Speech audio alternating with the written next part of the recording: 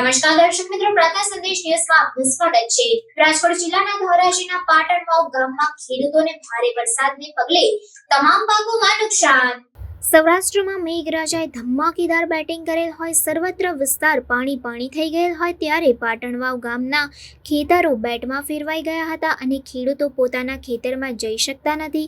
પાટણવાવ ગામે ખેડૂતોએ મોંઘા ભાવે બિયારણ, જંતુનાશક દવાઓનો છંટકાવ કરેલ, સારી આશાએ વાવેતર કરેલ હતું। કુદરતી આફતને પગલે પાટણવાવના ખેડૂત લાચાર બની ગયેલ હોય અને કપાસ, મગફળી, સોયાબીન, મરચી જેવા પાકોનું વાવેતર કરેલ તે ધોધમાર વરસાદને લઈ નુકસાન થયેલ છે અને સરકાર કે તેના કોઈ અધિકારીઓ સર્વે કરવા આવેલ નથી। ખેડૂતો પાસે નવું વાવેતર કરવા માટે નાણાં હવે છે નહીં, જેને કારણે પાટણવાવના ખેડૂતોએ સરકાર પાસે તાત્કાલિક સર્વે હાથ ધરવામાં આવે તેવી માંગ કરી હતી।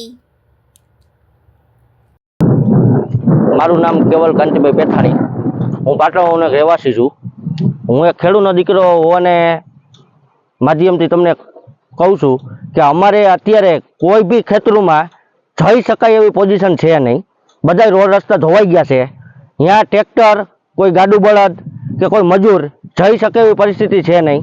અમે પણ ખેતરે જઈએ છીએ તો એક ખેતરમાંથી બીજા ખેતરમાં, બીજા ખેતરમાંથી ત્રીજા ખેતરમાં વાવેતરવાળા વિસ્તારોમાંથી અમે આડાઅવડા ટપીને જઈએ છીએ, બરાબર।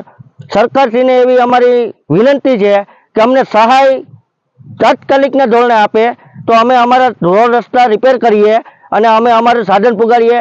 અત્યારે અતિ વરસાદના હિસાબે કપાસ, મગફળી, મરચી એનું બધું વાવેતર છે।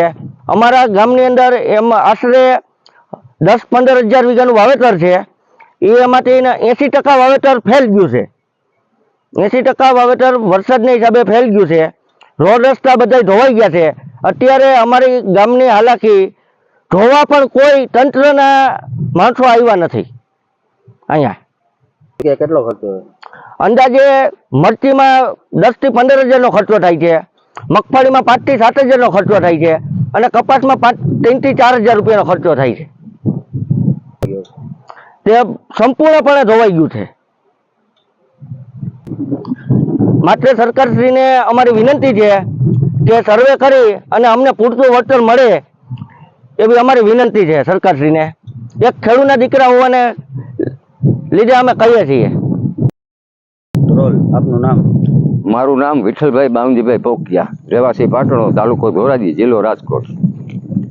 ધોરાજી રોડ ઉપર જૈન મંદિરની બાજુમાં મારી આવેલી જમીન આશરે 5.5 વીઘા, જે અતિ વૃષ્ટિને કારણે મારું અત્યારે ધોવાણ થઈ ગયેલું છે મારા ખેતરનું। આશરે હું પોતે 80 થી 90% નુકસાની ગણું છું।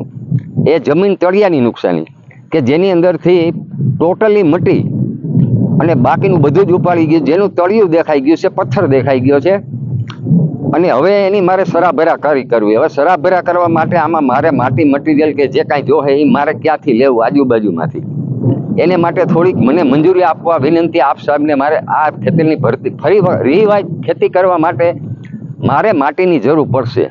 હવે માટી જળવા માટે હું ગમે લેવા જઈશ અને કાં તો મારે આ ખેતર પડતર રાખવું પડે યા મારે મૂકી દેવું પડે। હવે મારે માટી ભરવી મારા માટે ફરજિયાત છે। હવે મારે માટી કઈ જગ્યા લેવી? હવે મારી બાજુમાં આખો ડુંગર પડેલો છે, બરોબર છે, પણ હવે કેની માલિકી છે કે શું છે મને કાંઈ ખબર નથી। પણ જો હું જ્યાં માટી લેવા જઈશ તો મારે માટે કાંઈકનો કાંઈક વિકલ્પ બનશે તો મને યોગ્ય જગ્યાએથી તમે જો શક્ય હોય તો આનું માટી કાઢવા માટેનું હું નહીં, મારા ગામના એવા મારી આજુબાજુના 5 થી 7 થી 10 ખેડૂત એવા છે કે જેની તળિયા ઝાટક થઈ ગયું છે। હવે હું તો ઠીક છે, પણ જે ખરેખર નાનો માણસ છે એને હું તો બીજા આધારિત છું, પણ નાના માણસો મારી બાજુમાં રહે છે, એ માત્ર ને માત્ર ખેતી કરવા ઉપર જ છે।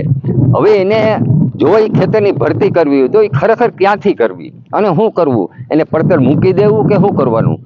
આ વાત છે। હવે રતિલાલ નાથાભાઈ વસોયા, મારે 5 વીઘા જમીન હતી, એમાંથી 3 વીઘા ધોવાઈ ગઈ છે। અત્યારે 2 વીઘા રહ્યા છે। કપાસનું મેં વીઘે 2500નો ખર્ચો કર્યો હતો અને અત્યારે એ બધી 2500 રૂપિયાનું નુકસાની અલગ ને આ ધોવાણ થયું વહી ગયું એ રિપેર કરશું તો 2 લાખ જેવું ખર્ચો થાય, ત્યાં રિપેર થાય.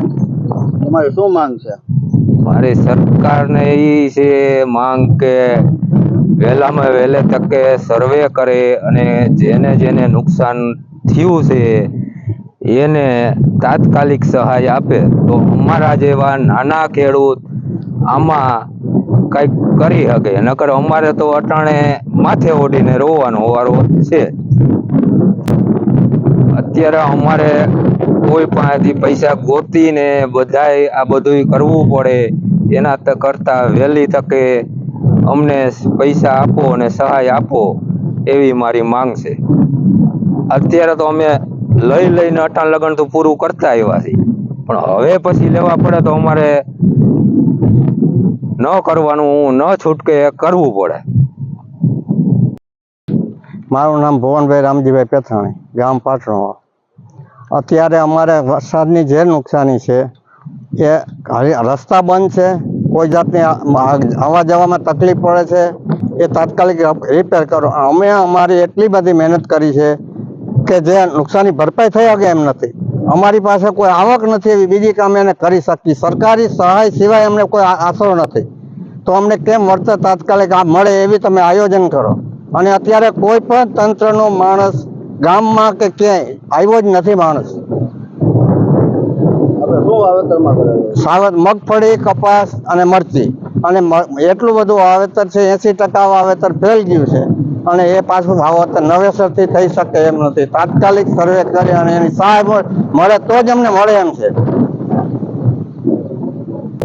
વીઘે 3 થી 4 હજાર રૂપિયા બીજ પહોંચવું ખર્ચ છે, મરચીમાં 6 થી 7 હજાર રૂપિયા. પ્રાર્થના સંદેશ ન્યૂઝની તમામ લેટેસ્ટ અપડેટ્સ માટે ચેનલને હમણાં જ લાઇક, શેર અને સબસ્ક્રાઇબ કરો.